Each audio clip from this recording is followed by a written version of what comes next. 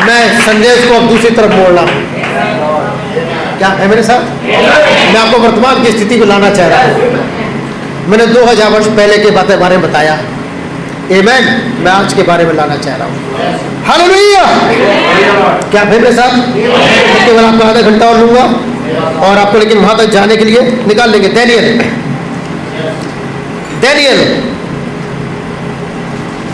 9 अध्याय।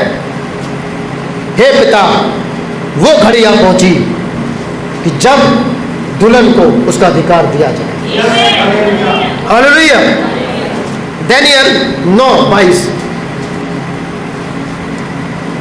आमेन। उसने मुझसे कहा, आमेन। हे दानियेल, मैं तुझे बुद्धि और प्रवीणता देने को अभी निकल आया हूँ। मैं तुझे बुद्धि और प्रवीणता देने को अभी निकल आया हूँ। जब तू गिड़गिड़ा कर विनती करने लगा, आमेन, तब ही इसकी आज्ञा निकली। जी, इसलिए मैं तुझे बताने आया हूँ, आमेन, क्योंकि तू अति प्रिय ठहरा है। हालेलुया।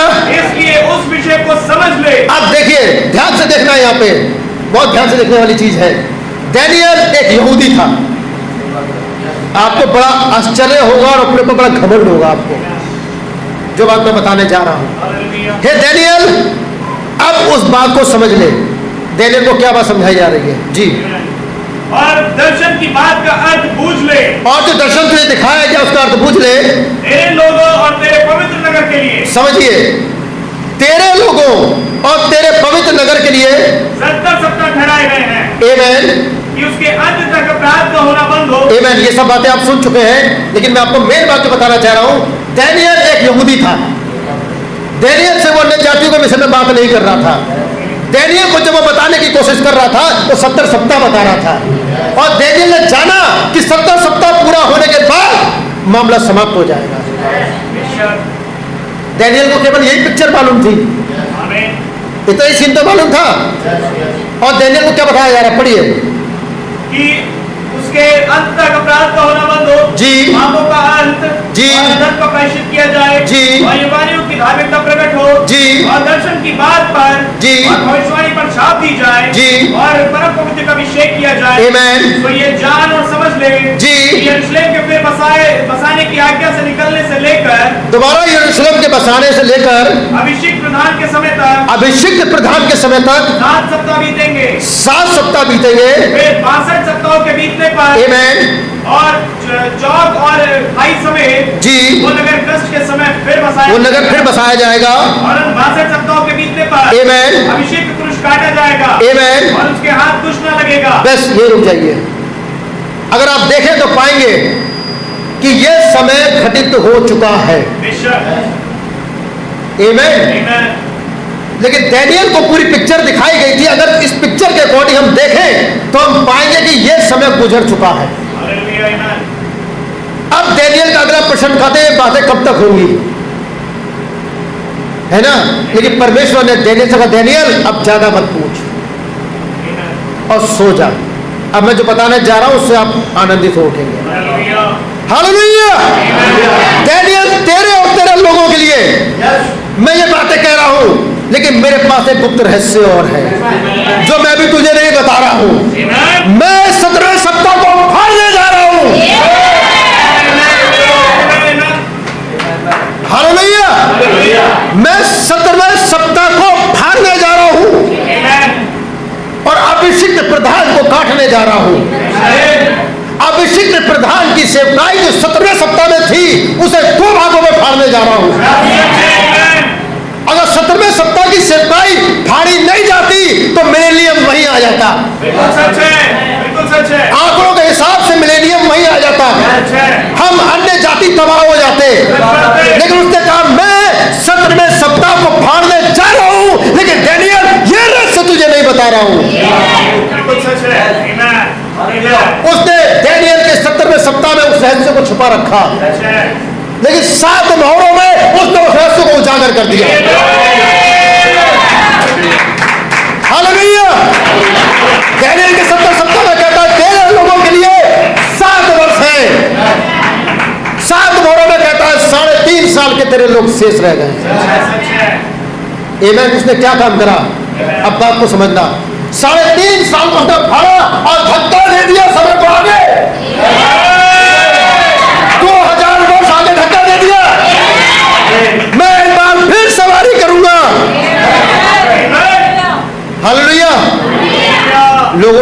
समझ पाए बात को। यहां तक कि जो 4 स्वर्गदूत जो हवाओं को थामे खड़े हैं वो भी नहीं समझ पाए।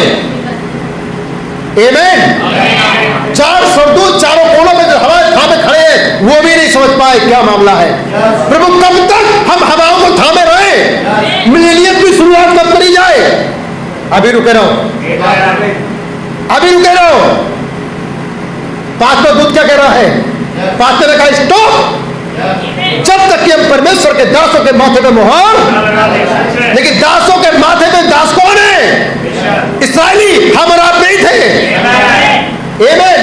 सरदूत भी वहां खड़े हुए, परमेश्वर के दासों के माथे पे मोहर लगनी है, तो फिर ये कौन है जब बीच में रख दिए गए? वो मैं और आप है।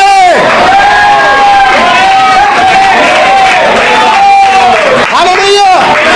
इससे पहले कि परमेश्वर के दासों के माथे पे मोहर लगे 1,44,000 पर वो तुम्हारा छुटकारा करेगा, वो तुम्हारे लिए लड़ेगा, क्योंकि उसने 70 सप्ताह को 2 भागों में फाड़ दिया है, बीच में तुम्हें रख दिया है, सेवकाई को काट दिया गया है। यीशु बूढ़ा होकर नहीं मरा। क्या यीशु बूढ़ा होकर मरा? नहीं, जवानी में काटा गया, अपनी सेवकाई के आधे भाग में काट दिया गया, क्योंकि सेवकाई का आधा भाग आगे पड़ा है। हालेलुया। हम देख सकते हैं। आइए, इससे पहले कि मैं कुछ तथ्यों को यह बताऊं, मैं आपको को बताना चाहता हूं। क्या आप है मेरे साथ? हालेलुया। हम अंत तक पहुंच चुके हैं। हम किस जगह पहुंच चुके हैं मैं आपको दिखाना चाहता हूं। 2000 सालों से वो दूत उन हवाओं को थामे हुए हैं। हे प्रभु, कब हम हवाओं को छोड़े जो पृथ्वी पर युद्ध हुए? लेकिन शैतान बहुत चालाक है, वो दुल्हन को सीन पे दष्ट करना चाहता है। आमीन। और उसने क्या काम करा? उसने प्रथम विश्व युद्ध को लेकर के आ गया। प्रथम विश्व युद्ध जो प्रारंभ हुआ, कौन सी युग में प्रारंभ हुआ? 1914 को प्रारंभ हुआ। 28 जुलाई 1914 को यह युद्ध प्रारंभ हुआ।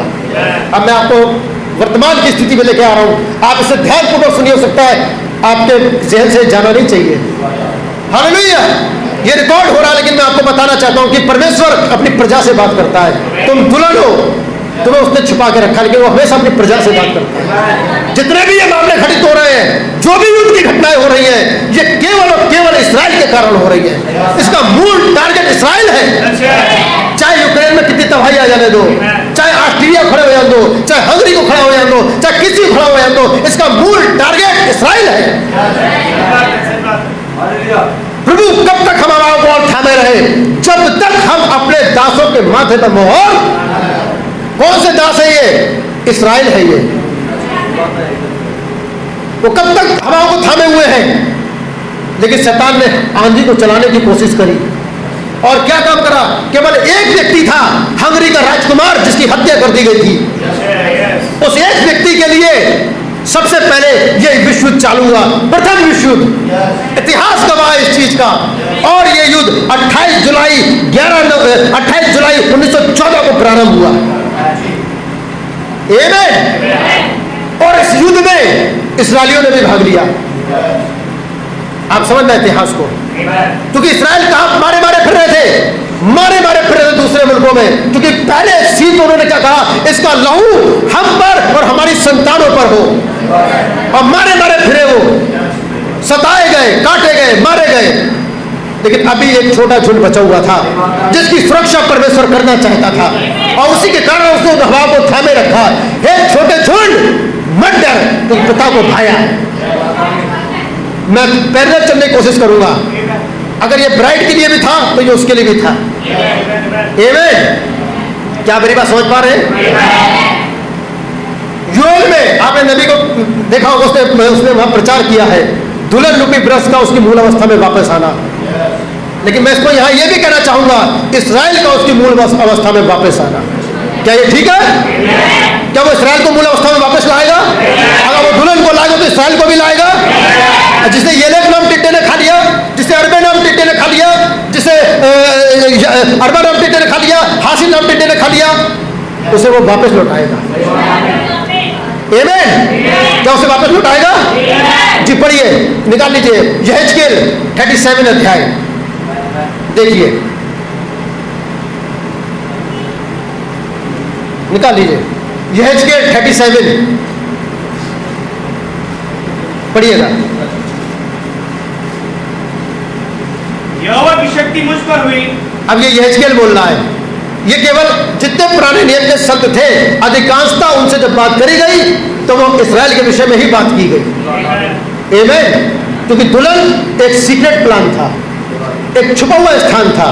अभी आप सुन के हर्षित होकर उछल पड़ेंगे जब आपको अपने विषय पता चलेगा। अभी देखिए जी, यहोवा की शक्ति मुझ पर हुई, यहोवा की शक्ति मुझ पर हुई और वो मुझ में अपना आत्मा समाकर बाहर ले गया। आमीन। और मुझे तराई के बीच खड़ा कर दिया। एक तराई के बीच में खड़ा कर दिया। वो तराई हड्डियों से भरी हुई थी। वो तराई हड्डियों से भरी हुई थी जी। तब उसने मुझे उनके चारों ओर घुमाया। तब उन हड्डियों के चारों ओर घुमाया गया। और तराई की तह पर बहुत सी हड्डियां थी। और तराई की तह पे बहुत सी हड्डियां थी। और वे बहुत सूखी थी। वो बहुत सूखी थी। उसने उससे कहा, आमीन। अब ध्यान से सुनिएगा। हे मनुष्य के संतान, आमीन। क्या ये हड्डियां जी सकती हैं? जी, एक भाई निकाल ले जो है ये योएल नबी उसका पहला अध्याय जी। क्या ये हड्डियां जी सकती हैं? एक मिनट, योएल उसका पहला अध्याय जी, पढ़िए इसको। यहोवा का वचन जो पतूएल के पुत्र योएल के पास पहुंचा जी वो ये है, जी हे पुरनियों सुनो, जी हे देश के सब रहने वालों जी कान लगाकर सुनो। जी क्या ऐसी बात तुम्हारे दिनों में जी या तुम्हारे पुरखाओं के दिनों में कभी हुई है? जी। अपने बच्चों से इसका वर्णन करो, अपने बच्चों से इसका वर्णन करो। और वे अपने बच्चों से, वो अपने पीढ़ी अगली पीढ़ी से, और फिर उनके बच्चे आने वाली पीढ़ी, वो उसकी अगली पीढ़ी वर्णन करेंगे। जो कुछ गाजा नामक टीटी से बचा जो कुछ गजाम नाम टिड्डी से बचा उसे अरबे नामक टीटी ने खा उसे लिया। अरबे नाम टिड्डी ने खा लिया। जो कुछ अरबे नामक टीटी से बचा जो अरबे से बचा उसे येलेक नामक उसे टीटी येलेक ने खा लिया। और जो कुछ येलेक नाम टीटी से बचा आमीन। उसे हासिल नामक टीटी ने खा लिया। आमीन। हे मत पालो, आमीन। जा उठो। बस यही चीज दानियेल को दिखाई गई थी। अब से 4 पशु उठेंगे। आमीन। बाबुल का राज्य है जो येलेक नाम टिड्डा था, मादियों फारसियों का राज्य है, यूनान का राज्य है, और सबसे अंत में रोम का राज्य है। मेरी बात समझ पा रहे हैं? आमीन। और उसने इस्राएल को पूरी तरह नेस्तनाबूद कर दिया। इतिहास गवाह इस चीज का। ये वो दुष्ट आत्माएं थी जो केवल इस्राएल के पीछे थी, इस्राएल को नेस्तनाबूद करना चाहती थी, उसे मिट्टी में मिलाना चाहती थी, क्योंकि इस्राएल परमेश्वर की कौम था। और सारा युद्ध जो इस समय चल रहा है किसके लिए चल रहा है? इस्राएल के लिए हो रहा है। एक छोटा सा मुल्क अपनी पूरी दुश्मनों के साथ घिरा हुआ, लेकिन परमेश्वर ने उसे मजबूत बना रखा है। क्योंकि कौन सी प्रतिज्ञा उसके साथ में थी? भाई अमन पढ़िए। हालेलुया। और ये बहुत सूखी थी। और ये हड्डियां बहुत सूखी थी, बिल्कुल हड्डियां हो गई, नाश हो गई, नर्वस हो गई। तब उसने मुझसे पूछा, हे मनुष्य के संतान, हे मनुष्य की संतान, क्या ये हड्डियां जी सकती हैं? क्या ये हड्डियां दोबारा जी सकती है? क्या इस्राएल दोबारा राज्य बनेगा? क्या इस्राएल वापस अपने मुल्क जाएगा? क्या इस्राएल का श्राप दूर किया जाएगा? यही तो 6 मुख्य उद्देश्य था मेरे भाइयों जो दानियेल को बताया गया था। हालेलुया। हे पिता, वो घड़ी आ पहुंची है, इस्राएल को वापस मुल्क दिया जाए। पतरस पूछ रहा था, क्या तू इस्राएल को राज्य वापस फेर देगा? समय और कालों को जानना तुम्हारा काम नहीं, लेकिन एक समय आएगा, मैं अपनी दुल्हन को बताऊंगा समय आ चुका है। हे पिता, घड़ी आ पहुंची है कि राज्य फेर दिया जाए। जिसे बाबुल ने नष्ट कर दिया, जिसे मादी फारसियों ने नष्ट कर दिया, जिसे यूनान ने नष्ट कर दिया, जिसके लिए रोम ने एड़ी से चोटी का जोर लगा दिया। हालेलुया। क्या ये इस्राएल वापस राष्ट्र बनेगा? क्या ये सूखी हड्डियां फिर से जिएंगी? निश्चित तौर पर जिएंगी, प्रतिज्ञा बाइबल में है। पढ़िए भाई। क्या ये हड्डियां जी सकती है? आमीन। मैंने कहा, जी हे परमेश्वर यहोवा, जी तू ही जानता है। तू ही जानता है। तब उसने मुझसे कहा, आमीन। इन हड्डियों से भविष्यवाणी करके कहे, इन हड्डियों से भविष्यवाणी करके कहे, हे सूखी हड्डियों, हे सूखी हड्डियों, यहोवा का वचन सुनो। यहोवा का वचन सुनो। परमेश्वर यहोवा हड्डियों से क्यों कहता है? परमेश्वर यहोवा हड्डियों से यूं कहता है, देखो देखो मैं आप तुम में सांस समाऊंगा। मैं तुम में आप सांस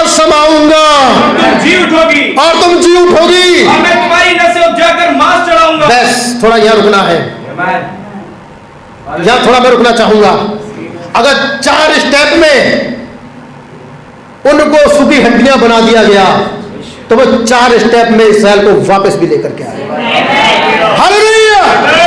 इससे पहले वो इसराइल की सूखी हड्डी में सांस फूके, वो उस पे क्या चढ़ाएगा? नसें चढ़ाएगा। पढ़िए। और मैं तुम्हारी नसें उपजाकर उस पर मांस चढ़ाऊंगा। पहले मैं नसें उपजाऊंगा, फिर उस पर मांस चढ़ाऊंगा, और तुमको चमड़े से ढापूंगा, और फिर तुम्हें चमड़े से ढापूंगा, और तुम में सांस और समाऊंगा। चौथे चरण में तुम्हें सांस फूकूंगा। हालेलुया। जिसे गजाब नाम टिड्डी ने मिला दिया, जिसे अरबेट नाम टिड्डी ने मिला दिया, जिसे एलेक नाम टिड्डी ने मिला दिया, जिसे हासिल नाम टिड्डी ने मिला दिया, मैं उसे फिर जिला खड़ा करूंगा। ये नगर चौपर खाई समय दोबारा बसाया जाएगा। यही तो डैनियल के 70 सप्ताह थे, यही तो 6 मुख्य उद्देश्य था। परम पवित्र का अभिषेक किया जाए, युग की धार्मिकता करी जाए। ये क्या था? दोबारा सांस का फूकना था। क्या मेरी बात सुन रहे? क्या आप मेरे साथ? बरेली तो धन्य है। ये रहस्य डैनियल नहीं जानता था, लेकिन छुपा रहस्य को तू जान रही है। हालेलुया। आमीन। हम बैठ सकते हैं। इस तरह से को आप ही भविष्यवाणी करोगे। हालेलुया। क्या आप मेरी बात समझ पा रहे हैं? आमीन। हालेलुया। अब हम देखते हैं, थोड़ी देर यही रुक जाएंगे। मैं बस 15 मिनट आपके और लूंगा। क्या आप है मेरे साथ? तो मैं 2 बातों के लिए, क्या मैं रहस्य के और अंदर घुसूं? आप आनंद से उछल पड़ोगे। हालेलुया।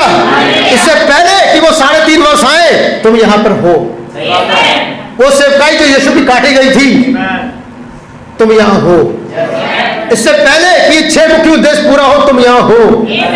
इससे पहले कि उनमें सांस फूकी जाए, तुम यहां हो। इससे पहले कि उनके नसें चढ़ाई जाए, तुम यहां हो। नसें उनकी वास्तव में चढ़ चुकी हैं, उनके सब कुछ हो चुका है, केवल सांस का फूकना रह गया। लेकिन वो घड़ी आ पहुंची है पिता कि उनमें सांस फूकी जाए, पवित्र आत्मा का अभिषेक उनको दिया जाए, जो अभिषेक पतरस के समय रुक गया था। मेरी बात समझ रहे हैं? वो अधिकार उनका था, वो सांसें उनकी थी, वो सांसें आदम के लिए थी, लेकिन उत्पादन बाहर आ गया, उसकी दुल्हन बाहर आ गई। तो पहले सांस तुम्हें फूक दी गई, पहले पवित्र आत्मा का बपतिस्मा तुम्हें दे दिया गया। हालेलुया। आमीन। अब स्वर्गदूत खड़े कह रहे, प्रभु कब तक हम इन हवाओं को थामे रहे? अभी 20वीं शताब्दी को आने दे। जो सेवकाई मैंने काटी थी उसका शुरुआत तो मुझे करने दे। क्या प्रभु तू दोबारा आएगा? हाँ मैं दोबारा आऊंगा। लेकिन अब की तू कैसे आएगा? क्या चोगा पहन के आएगा? क्या बलम की दाढ़ी के साथ आएगा? नहीं, अब की मैं ऐसे नहीं आऊंगा। इससे पहले कि मैं वापस 3.5 वर्ष लेकर के आऊं, दूतों जरा ध्यान से देखो मैं कैसे आऊंगा। इस बार मैं टाई लगा के आऊंगा। हालेलुया। लोग सोचेंगे कि जब यीशु आएगा तो चोगा पहन करके आएगा, अभी बड़ी दाढ़ी के साथ आएगा, लेकिन इस बार मैं ऐसे नहीं आऊंगा। आमीन। मैं जेफरसन विले के अंदर आ जाऊंगा। ओ चारों स्वर्गदूत उछल पड़े, प्रभु ये तो बड़ा भारी महिमा है। तू चोगा पहन के नहीं आ रहा है? मैं चोगा पहन के नहीं आ रहा हूँ। क्या तू खड़ाऊ पहन के आ रहा है? नहीं, खड़ाऊ पहन के भी नहीं आ रहा हूँ। क्या तू झोला टांग के आ रहा है? झोला टांग के भी नहीं आ रहा हूँ। फिर तू कैसे आ रहा है? जरा देखो नीचे, खाली हवाओं को मत थामे रहो, जरा नीचे भी देखो। हालेलुया। 5वां दूत कह रहा, जरा नीचे भी देखो मैं कैसे आ रहा हूँ। वो 1909 में सीन पे आ जाता है। 6 अप्रैल 1909 में एक नन्हे बच्चे की नाई वो सीन पे आ जाता है। भाई आज भाई बहरम को यीशु बनाने की कोशिश कर रहा हूं, मैं नहीं कर रहा हूं, बाइबल कर रही है। हालेलुया। जब यीशु सीन में था उसने क्या कहा? उसने कहते जो है यहूदियों से कहा, तेरा नाम ये है, तू यहाँ का रहने वाला है, तेरा नाम ये है, तू ये करता है। ये चिन्ह यहूदियों को दिखाया गया। उसके बाद ये चिन्ह सामरियों को दिखाया गया। उसने सामरी स्त्री से क्या कहा? उसने कहा जा जाकर मैं पति को बुला के ला, मेरे पास कोई पति नहीं। उसने कहा तूने ठीक कहा, क्योंकि अब जिसके पास तू है वो भी तेरा नहीं, जो अब तक 6 कर चुकी है। ये चिन्ह कहाँ दिखाया गया? सामने यहूदियों को दिखाया गया। तो ये चिन्ह कहाँ दिखाया जरा शेष रह गया? अन्य जातियों में। इससे पहले कि वो 3.5 वर्ष जोड़े जाते, 20वीं शताब्दी का भविष्यता उनके बीच में खड़ा था। हालेलुया। और खड़ा होकर मैं कहता है, बहन मैं अपनी पीठ आपकी तरफ कर लेता हूं। जैसे एलोहिम ने सारा की तरफ पीठ करी हुई थी, और मैं बताता हूं बहन तुम यहाँ के रहने वाली नहीं हो, तुम कहीं बाहर से यहाँ आई हो, तुम फ्लोरिडा से यहाँ आई हो, तुम अपने लिए प्रार्थना नहीं कर रही हो, तुम अपनी बहन के लिए प्रार्थना कर रही हो, जिन्हें डॉक्टर ने निसास होकर मर जाने के लिए छोड़ दिया है। क्या ये ठीक है? ये चिन्ह अन्य जातियों में दिखाया जाना,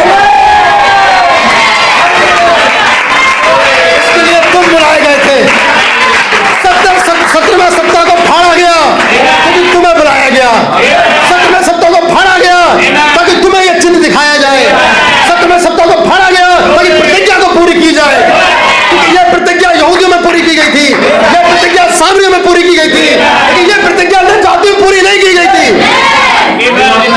लेकिन 17वें सप्ताह को फाड़ा गया, 3.5 साल को धक्का दिया गया, 2000 साल बीच में रख दिए गए ताकि चिन्ह तुम्हें दिखाया जाए। वो ईला बेहलम का पुत्र नहीं था, आमीन। वो चार्ल्स का पुत्र भी नहीं था, वो स्वयं एलोहिम का वंश था। हालेलुया। ये सीन तुम्हें दिखाया जाए, आप बैठ सकते हैं। हालेलुया। जब यीशु की सेवकाई को फाड़ा गया तो सीन पे कोई खड़ा था। उनको क्या दिया गया है? यहूदियों को 3.5 वर्ष। प्रभु क्या हम अब छोड़ दें? अभी मेरा भविष्यता सीन पे पैदा हुआ है भाई, अभी कैसे छोड़ दें? आमीन। तो क्या हुआ? क्या मैं आपके 20 मिनट ले सकता हूं? केवल 20 मिनट? आप आनंद से उछल जाओगे जो बताने जा रहा हूं। हालेलुया। क्या आप गुड फ्राइडे का आनंद ले रहे हैं? निश्चित तौर से महान गुड फ्राइडे है, क्योंकि तुम्हारी पुनरुत्थान की सामर्थ को लेके आ रहा है।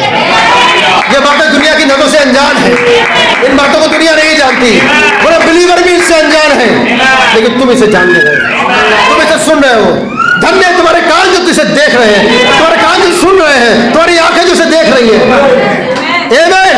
3.5 साल को धक्का दिया गया, तुम्हें रखा गया ताकि तुम इस दृश्य को देखो। स्वर्गदूत तुम्हारी वजह से रुके हुए हैं। प्रभु कब तक हम थामे रहे?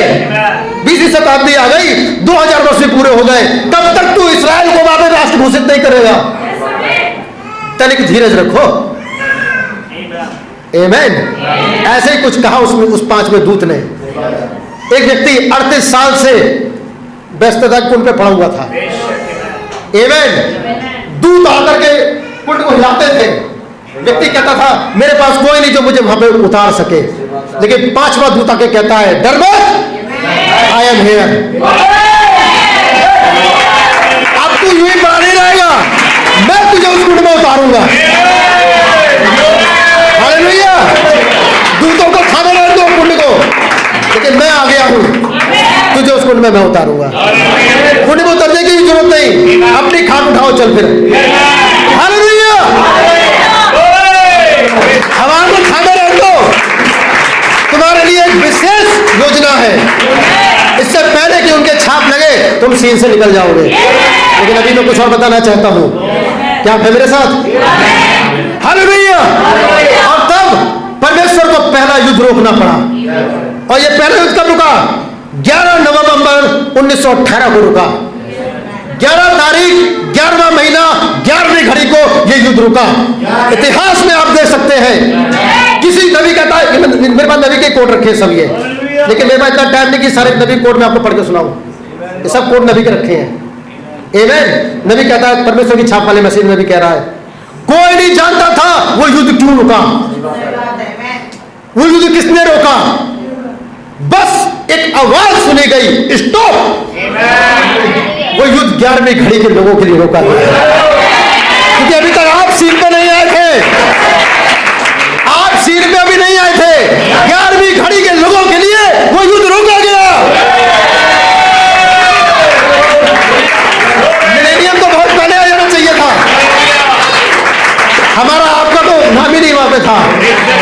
लेकिन तुम्हारे लिए उस युद्ध को रोका गया।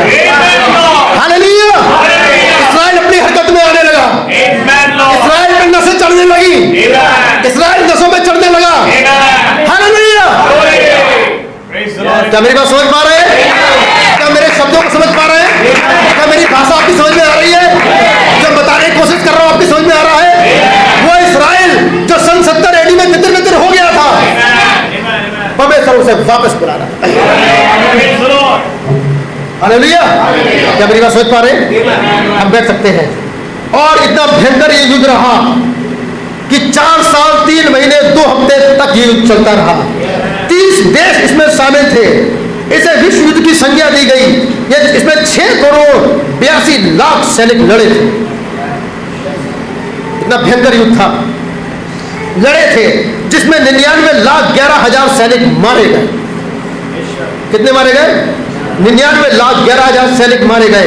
यह बड़ी बात है कि इस युद्ध में 75,000 भारतीय सैनिक भी थे जिन्होंने इस युद्ध को लड़ा था। आमीन। अभी आप आनंद से भर जाओगे। उसके बाद पहले विश्व युद्ध में 30 से ज्यादा देश शामिल हुए, जिसमें साइबेरिया, ब्रिटेन, जापान, रूस, फ्रांस, इटली, अमेरिका समेत 17 मित्र देश थे। और दूसरी ओर जर्मन, ऑस्ट्रिया, हंगरी, बुल्गारिया और तमाम देश थे उसके अंदर पाए गए थे। जो युद्ध लड़ा गया, मगर इस युद्ध को रोका गया। फिर एक युद्ध की और शुरुआत हुई। आमीन। जो द्वितीय विश्व युद्ध था, और ये 1936 में प्रारंभ हुआ। 7 जुलाई 1937 को ये पूरी तरह से प्रारंभ हो गया, द्वितीय विश्व युद्ध। और इस पिछली बार क्या था, वहां फ्रॉन ने उनको ललकारा, सब कुछ करा, लेकिन यहां 3 खड़े हो गए थे। मुसोलिनी, हिटलर, स्टालिन, 3 खड़े हो गए। जी जी, यस। और तब इस्राएल सोच रहा था कि हम पे प्रभाव डाला जा रहा है, लेकिन वास्तव में प्रभाव नहीं था। यह एक धक्का दिया जा रहा था ताकि इस्राएल अपनी भूमि में वापस लौट सके।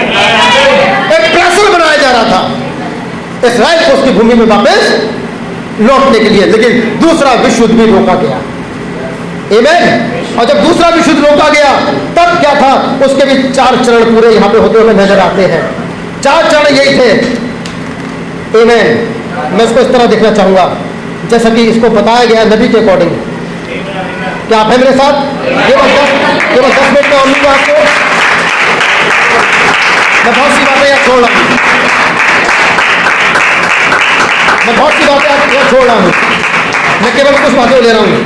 और चारों दूत जो दुनिया में तबाह करने के युद्ध का हथियार लिए हुए थे, ताकि इस्राएल को इस्राएल नाश ना हो, इस चीज के लिए परमेश्वर ने अब यहूदियों को इस्राएल में वापस बुलाने के लिए गुप्त योजना बनाई। कौन योजना बना रहा था? परमेश्वर इस्राएल को वापस लाने के लिए गुप्त योजना को बना रहा था। आमीन। 1914 में शुरू हुए प्रथम विश्व युद्ध का कारण क्या था? कि इस्राएल को झंझोड़ा जाए, इस्राएल को झंझोड़ा जाए। द्वितीय विश्व युद्ध का छिपा कारण क्या था? 6 मिलियन यहूदियों का नरसंहार किया गया था। कितने लोग मारे गए थे? 6 मिलियन यहूदियों को मारा था हिटलर ने। और हिटलर खुद भी एक क्रिश्चियन था। आपको बड़ा सुन के ताज्जुब होगा, हिटलर पहले पादरी बनना चाहता था, लेकिन उसके दिमाग में यह था कि यीशु को मारने वाले तो यहूदी थे। बहुत नफरत करता था वो। और स्वयं हिटलर ने ही प्रथम विश्व में जंग लड़ी थी, और प्रथम विश्व में हारने के कारण उसके अंदर एक खुमार था कि मैं द्वितीय विश्व करूंगा। आमीन। और द्वितीय विश्व जब शुरू होता है तो उसका कारण क्या था, इसके पीछे हम देखते हैं छिपा कारण। अरबों को फिलिस्तीन के 2 राज्यों की संयुक्त राज्य की योजना के स्वीकार किया जाए और वापस इस्राएल को उनके देश में पहुंचाया जाए। और 1948 में इस्राएल राष्ट्र बन गया। कौन सी युद्ध के बाद इस्राएल राष्ट्र बना? दूसरे विश्व युद्ध के बाद में। लेकिन अभी भी इस्राएल को गुप्त रखा गया था, क्योंकि आप सीन पे हो। जब तक आप सीन पे नहीं जाते हो, इस्राएल के ऊपर छाप नहीं लगेगी। अब ध्यान समझने वाली बात है, जरा ध्यानपूर्वक चीज को सुन लीजिए, हो सकता है आपको आनंद आ जाए। जब भाई ब्रैनम सेवकाई कर रहे थे, तो भाई ब्रैनम से रब्बी ने आके कहा भाई ब्रहणम, हम जानते हैं कि आप परमेश्वर के महान बन सकता हो, और अगर आप ये चिन्ह इस्राएल में जाके दिखाएं तो इस्राएल मसीहा को स्वीकार कर लेगा। आमीन। ये कहा गया था, और भाई ब्रहणम ने टिकट ले लिया। हाँ, तुम ठीक कहते हो, मैं इस्राएल जाऊंगा। अब तो बहुत ध्यान समझने वाली चीज है, मैं इस्राएल जाऊंगा। और भाई ब्रहणम ने टिकट लिया, और टिकट लेने के बाद भाई ब्रहणम हवाई जहाज के चलने लगे। एक आवाज आई, स्टॉप। भाई ब्रहणम नहीं समझ पाए, जहाज में बैठ गए। फिर आवाज आई, स्टॉप, रुको, तुम्हें अभी इस्राएल नहीं जाना है, तुम्हें अभी इस्राएल नहीं जाना है, वहां एलिया और मूसा की सेवकाई को जाना है। अभी तुम एलिया की सेवकाई में जिंदा हो, तुम वहां नहीं जा सकते। इस एलिया की सेवकाई को मरना होगा, तब एलिया मूसा वहां जाएंगे। दो एलिया एक साथ नहीं रह सकते। तो प्रभु मैं क्या करूं? इस्राएल के समतुल्य मैंने तुझे एक और भूमि दी है, तू हिंदुस्तान जा। हालेलुया।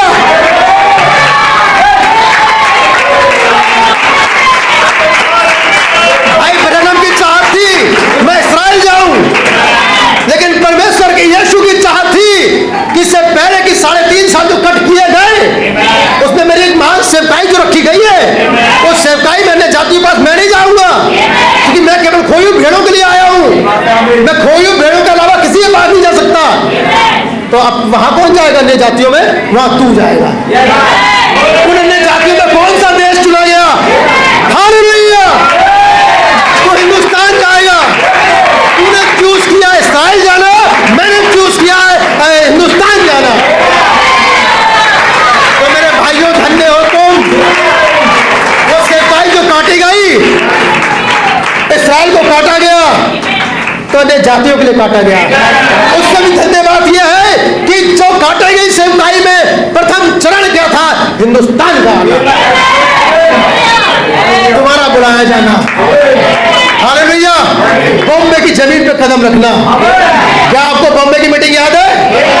उसे कभी मत भूलना। हालेलुया।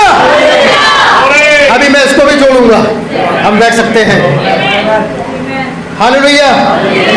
उसके बाद 1948 में इस्राएल ने युद्ध लड़ा, 1967 में इस्राएल ने युद्ध लड़ा। जितने भी वो युद्ध को लड़ा, उस युद्ध में इस्राएल ने और कब्जे को जमाया। लेकिन अब ये सेवकाई जो विलियम ब्रैनम के अंदर थी, इस सेवकाई को भी काटा जाना था। आप कहेंगे क्या बात है भाई? अगर इस्राएल के लिए 3.5 साल है, तो तुम्हारे लिए आग घड़ी का सन्नाटा है। तुम्हें आग घड़ी के सन्नाटे में जाना है। हालेलुया।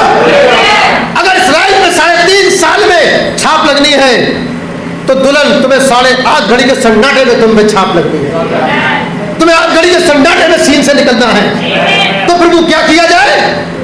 विलियम ब्रैनम की सेवकाई को मैं काटने पर। बड़े दुख की बात है।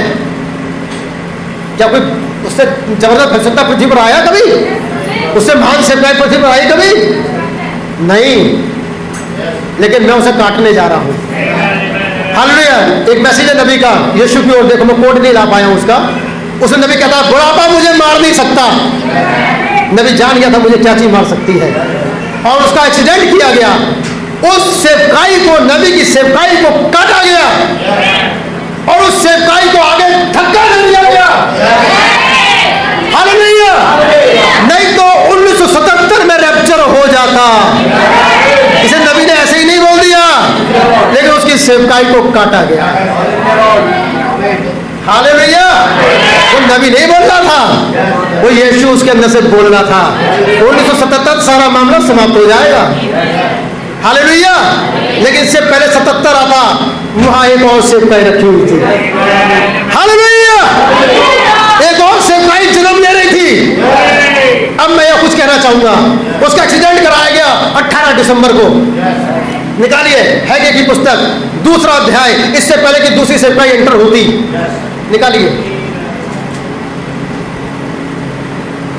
बस केवल 10 मिनट, मैं समाप्त करने पर हूं, लेकिन इससे चूकना मत।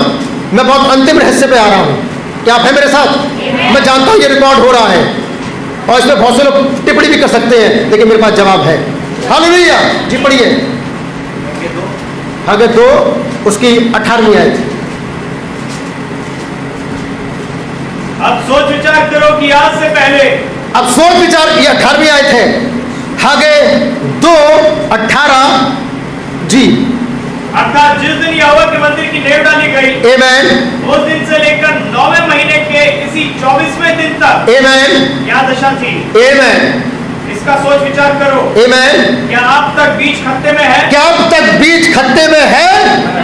भाई ब्रैनम का एक्सीडेंट अगर हम उस बाइबल के अकॉर्डिंग देखें तो 9वें महीने के 18वें दिन को हुआ था, अर्थात 18 दिसंबर को। लेकिन एक सेवकाई और पनप रही थी। आमेन।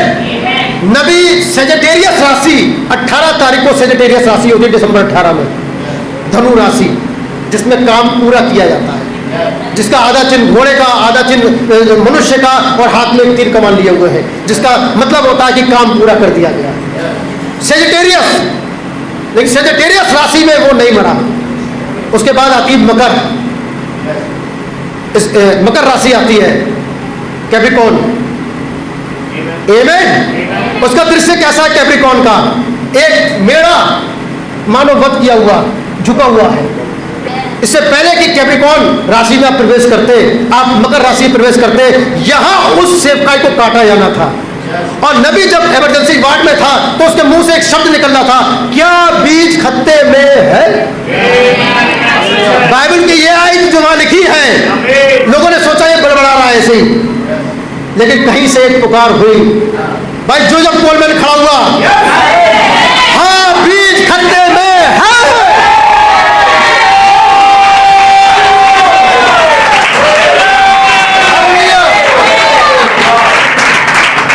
आमेन। क्या 18 से 24 तारीख को आपने देखा जब नबी ने इन शब्दों को सुन लिया आत्मिक में, हाँ बीज खत्ते में है, उसने कहा मैं अपनी सेवकाई को कट कर रहा हूं।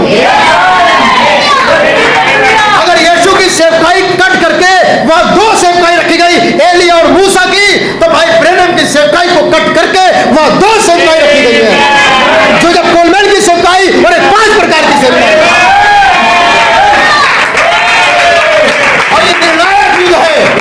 ये आपका युद्ध है, ये अंतिम चरण है, अंतिम युद्ध है, अंतिम लीग है।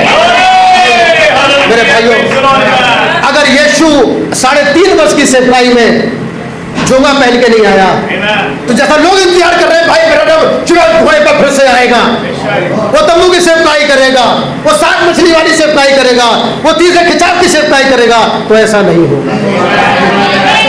अगर यीशु की सेवकाई में चेहरा बदल गया, आमेन, तो एक जो सेवकाई को हाथ घड़ी की सेवकाई जो काटा गया, इसमें भी चेहरे बदल जाएंगे और दुनिया एक भ्रम की ओर चली जाएगी। हालेलुया। तो जब इस सेवकाई को काटा गया तो वहां 5 प्रकार की सेवकाई खड़ी हो गई, वहां जोसेफ कोलमैन की सेवकाई खड़ी हो गई। और आज हम यह सीन पे है, इससे पहले कि जब तुम जाओ तब उन दूतों को आज्ञा दी जाएगी, अब तुम 1,44,000 पर छाप क्योंकि मैंने गुप्त काम को पूरा कर दिया। हालेलुया। हे पिता, घड़ी आ पहुंची है कि इस्राएल को राज्य दिया जाए। हे पिता, घड़ी आ पहुंची है कि दुल्हन को वापसी की जाए। हे पिता, घड़ी आ पहुंची है तंबू की सेवकाई की जाए। हे पिता, घड़ी आ पहुंची है कि ठहर फूल की मिस्टी की जाए। क्या मेरी बात समझ पा रहे हैं? क्या मेरी बात से आनंदित है? बस अपनी बात को खत्म करना चाहूंगा। क्या आप सेवकाई को समझे? क्या आपने सेवकाई को जाना? हालेलुया। मैं चाहूंगा कि भाई पास्टर भाई हमारे बीच में आए। वो जो ये लोग नम टिड्डा खा गया, जो अरबी नम टिड्डा खा गया, जो गजाब नम टिड्डा खा गया, एक बार फिर से हम जरा इसको ध्यान से पढ़ेंगे। मैं भाई के साथ खड़े होकर पढ़ना चाहूंगा। यह हिजकेल 37 अध्याय, फिर मैं खत्म करूंगा। अगर आज कोई यहाँ पे तकलीफ में है, किसी बीमारी में है, किसी ऐसी हालत में है, वो सांस फूकने को तैयार खड़ा है। मैंने प्रतिज्ञा करी है कि चौक और खाई समेत ये नगर में फिर बसाऊंगा। पढ़िए भाई 37वां अध्याय जी। तब उसने मुझसे कहा, इन हड्डियों से भविष्यवाणी करके कहे, इन हड्डियों से भविष्यवाणी करके कहे, हे सूखी हड्डियों, हे सूखी हड्डियों, यहोवा का ये वचन सुनो। यहोवा का ये वचन सुनो। यहोवा तुम हड्डियों से यो कहता है, यहोवा तुम हड्डियों से ये कहता है, देखो मैं आज तुम में